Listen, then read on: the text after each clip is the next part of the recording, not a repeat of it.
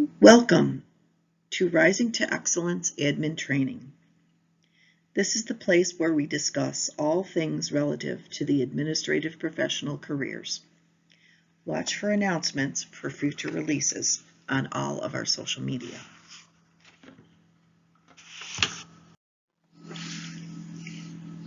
Confidence definition is a feeling of self-assurance that comes with an appreciation of your abilities or qualities. The definition of arrogance is having an exaggerated sense of your importance or abilities. According to the Mind Tools for Business blog, this is a quote, "Confidence is a feeling of self-assurance that comes with the appreciation of your abilities, and arrogance is exaggerated sense." Luckily, there are a few clues that can help us spot arrogance. First, arrogant individuals often believe that they have nothing to learn from others, so they act like know-it-alls. They fight tooth and nail to be right and to show others that they are wrong. As a result, they don't listen to other people's views. Confident people, on the other hand, have no problem listening. They're aware that they don't know everything and are happy to learn from others. Arrogant people also like to talk about themselves a lot. They brag about their achievements, skills, and abilities, and what they did in their last job, and often ignore those around them. In meetings, for example, arrogant people generally seek the spotlight. Consciously or unconsciously, they make others feel less important. They might use condescending language, talk over people, or display body language that shows a lack of interest in others. Conversely, confident people may shine a light on their colleagues' achievements in meetings or in a group work. They ask for input, encourage teamwork, and generously praise their coworkers.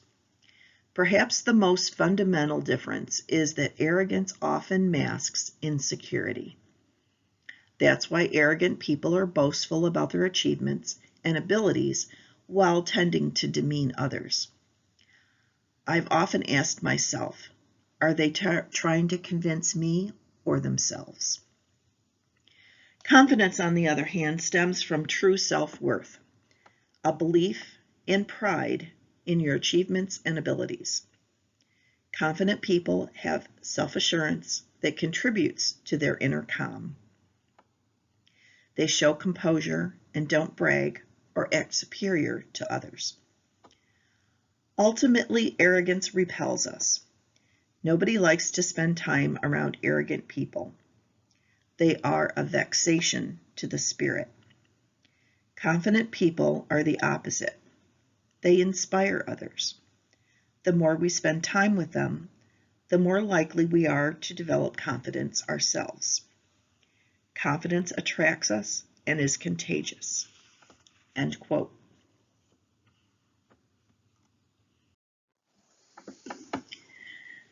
How to manage arrogant behavior. As an example, a woman was being interviewed for a job. The interviewer was outlining duties and opportunities for advancement when she interrupted and said, "The only job I want is yours." And wow, that took the interviewer back. Needless to say, she was not hired because of her perceived arrogance. It didn't matter what her skills were or any other character attributes she displayed during the interview. She blew it when that came out of her mouth. Resumes that are too good to be true. Arrogant applicants may inflate their skills and contributions at their previous jobs. They may also try to position themselves as the only person suitable for the job. One application letter received started with, quote, "By temperament and experience, you will find no one better suited than me for this position," end quote. The tone raised a red flag, despite the eloquent phrasing. Sure enough, during the interview, the applicant spent the entire time trying to convince why they were better than anyone else I might have interviewed. Most job performance programs include a question about attitude. A recent study shows that sometimes people are arrogant because they wrongly believe that their expertise will justify their behavior.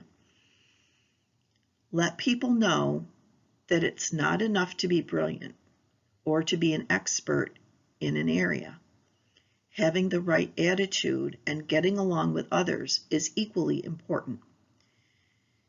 If it doesn't, use the comment section or the goal section to include commentary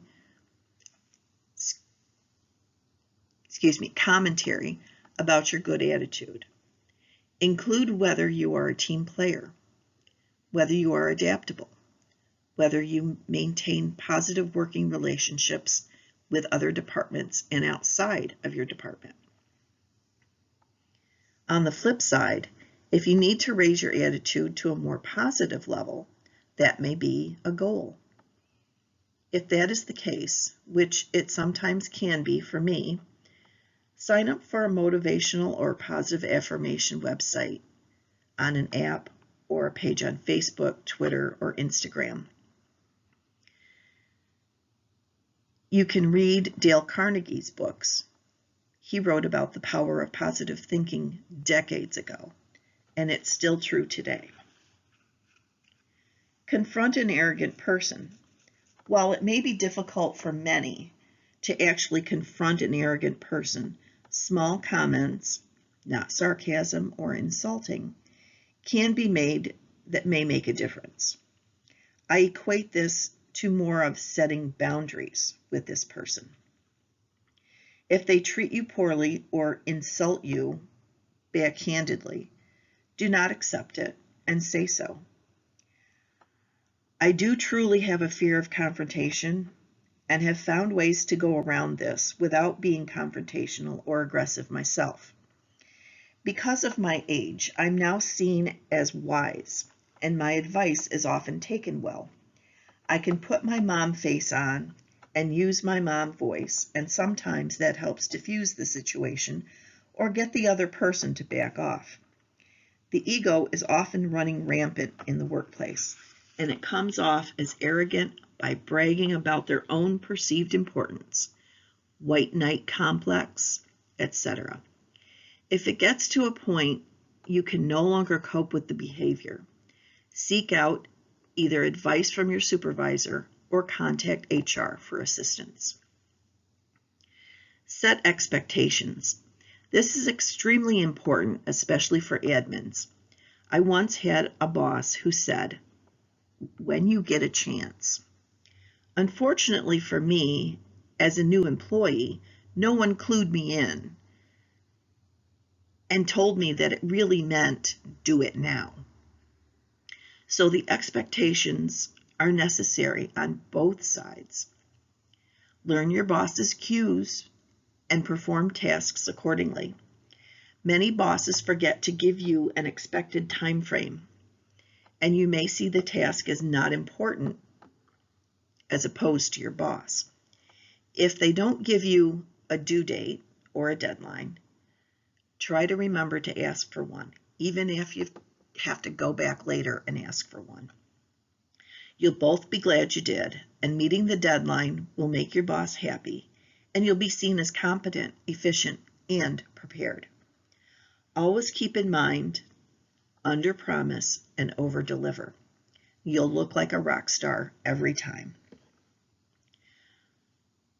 Monitor person's progress. Once the person has been confronted, and that's truly best done by a supervisor, give the person sufficient time allowance to change their behavior. You can't expect immediate results in any scenario, but it's important to keep looking for the changes. Raise person's self-awareness. A 360 awareness survey is recommended by mind tools. However, many organizations will not agree to have their management get feedback from direct reports. I did go through one at one job, and it was eye-opening, and it was tough for the supervisors to accept that their actions were misconstrued or not received in the way it was intended. In my current job some years ago, we did a high-level version for the college administration only, and that was to give feedback to the president and the vice presidents. They also were shocked at the feedback and worked with a coach to help alleviate staff members' concerns. Reallocate tasks. I consider this talking point to be working to a person's strengths. Johnny may be a great communicator, but has a horrible time with time management. Putting him in charge of a long-term project where deadlines need to be met on time may be a struggle for him. You may have another staff member who is great at time management, but isn't a great communicator. Have them share the job and work together as a team to meet the deadlines and provide status updates and deadline reminders to the project team. There's an actual full-day webinar about working to your strengths, and it's based on a book. I took a 90-minute crash course about 15 years ago or so. It's something that Corning Incorporated teaches and provides training for their supervisors in, and it works well for them as a business model. Consider team-based rewards. Ever been involved in a sales contest where the salesperson who gets the most in sales gets treated to a steak dinner by the others? It's a great motivator. The same can be said for having company-wide rewards, like a day off to take at your choosing for meeting a specific goal, or if your sales reach a certain level, everyone gets a bonus.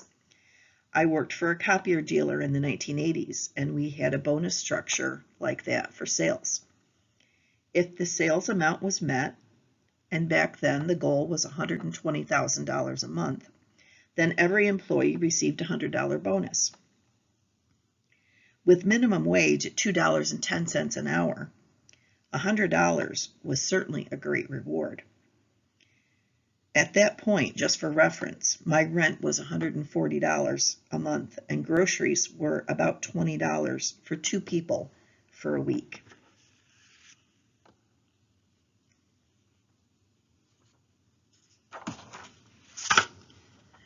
So a little self-perception.